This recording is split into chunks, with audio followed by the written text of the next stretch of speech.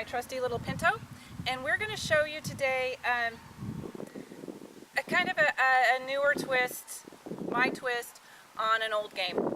I know most of us have at one point or another done lunging with our horses. I like to turn it more into a task to stimulate the mind and not just the body. So I like to take it apart like I do with a lot of my tasks, taking it into little pieces, getting those very, very nice and smooth, putting them together and making the whole picture smooth. So that's kind of what I'm going to explain to you here with the task that I like to call the rock around the clock, because it helps, it's a visual in your mind, and it's actually, you can set up your work area to have visual reminders, and you're actually going to use the numbers on your clock. So always looking in front of you, directly in front of you is always going to be 12, and directly behind you is your 6. So what I like to try to do with the rock around the clock, it has a lot of the other tasks intermingled with it. The biggest one would be driving. So I need to be able to get her onto the track that I want, and I need to be able to have her stay out where I want her to stay, and then I need her to bring her attention back to me at some point when I ask. So I want to keep her attention with me. I want to keep her active and mentally alert and not just doing a lot of circles. So let me demonstrate this to you, and I'll talk a little bit more. The first thing I need to do is to be able to drive her forehand out onto the circle. When her forehand gets there, pretty much her hindquarters are going too.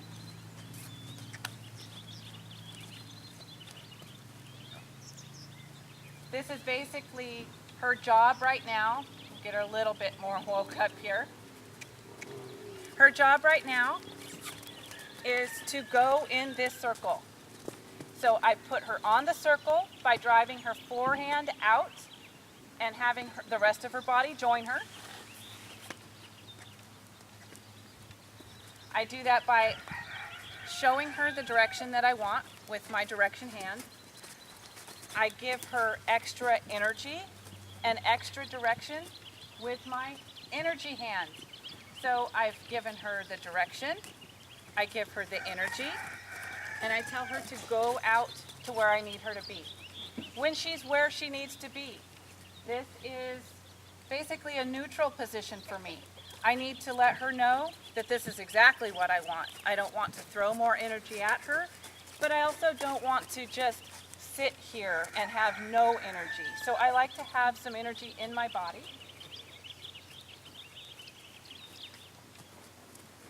So the first part, sending her out there. The second part is allowing her to do her job, is to be out there, to keep going forward in whatever speed that I have chosen.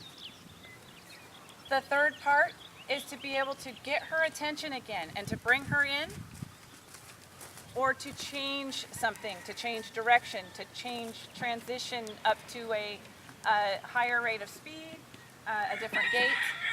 So I'm going to choose right now to bring her attention back to me. I'm going to let her know something's going on by sliding my hand down a little bit. I'm going to focus on that hindquarter. Push the energy at that hindquarter to where it goes away from me. I just drove it away, which in turn brought her face to me, her front end to me, her eyes to me. Very important to have some eye contact and to have your horse's attention. It's where you should start just about everything. You can't start a task when your partner is watching a movie. You can't come in here and say, come on, let's go do a waltz, when your partner's watching the news. So you need to be able to have this attention with you. And this is a really good exercise to get that.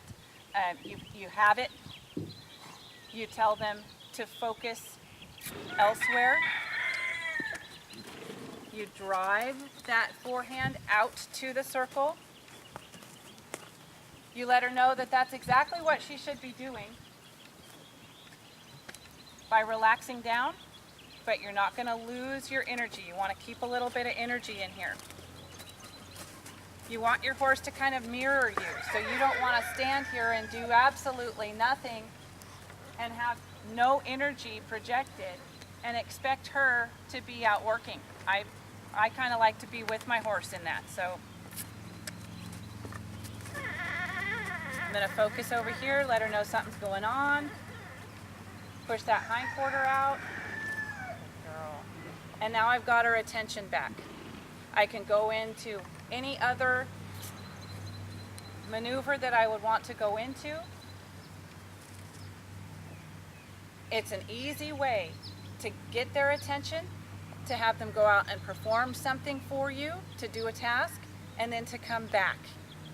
The come back part means a lot to me because it should be with trust, and it should be soft, and it should be them looking to you for the next task.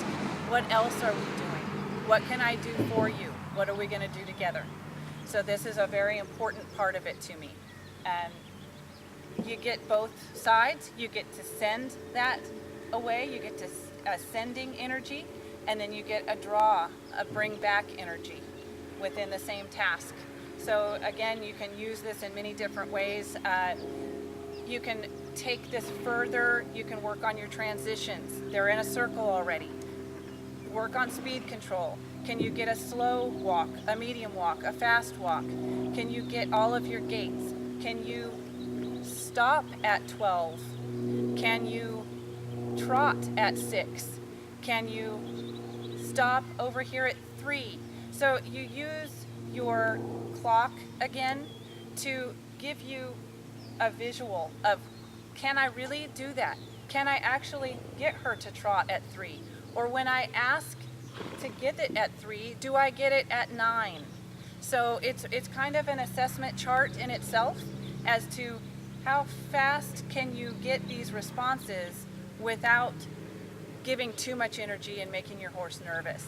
So that's the rock around the clock is the way I like to think about this routine, this task. So I have visuals.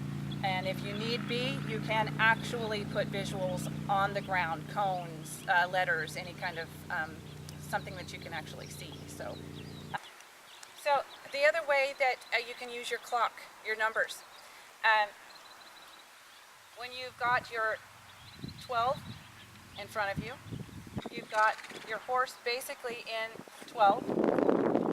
Your direction hand is either going to come to 9 o'clock or 3 o'clock, would be opposite direction. Your energy hand is going to come up at 3 o'clock. So what I want you to think about with that is that your energy hand, you do not want your energy hand coming up with a bunch of energy and throwing it directly at her at 12 o'clock. You're going to want to come up with that energy back behind, way far behind her heart line. You want to come up behind her and encourage forward movement. So you're going to go horses at 12, direction comes out to 9, energy comes up at 3. If you needed more energy, you would go 3, 2, 1. Good girl. 3, 2, 1. Good girl.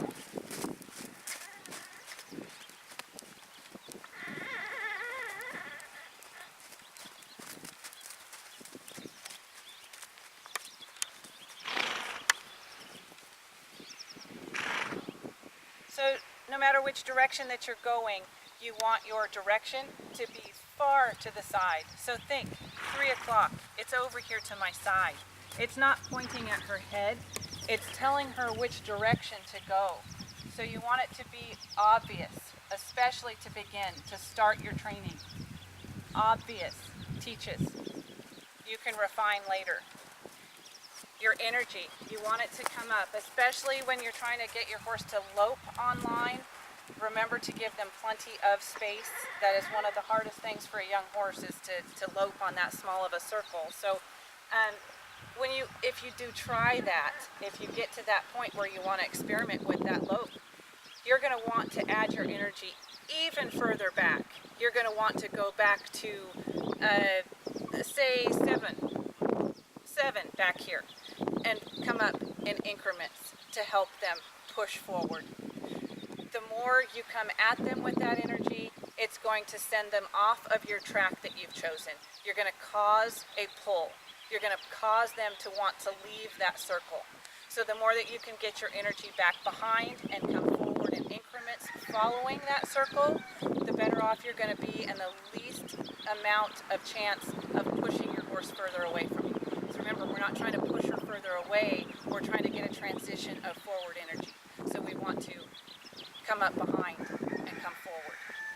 So I think that's kind of explains to you why I decided on the rock around the clock concept. It is very much to give us visuals and to help us out. We all pretty much know a clock.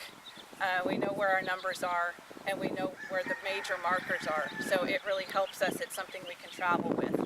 That's always going to be 12. This is always going to be 3. So it really helps with this task. Hence, rock around the clock. So I think that kind of wraps it up for that one. And again, this is Shauna, Heart to Heart Horsemanship. This is information coming from my heart straight to you, and I really hope that it helps you out.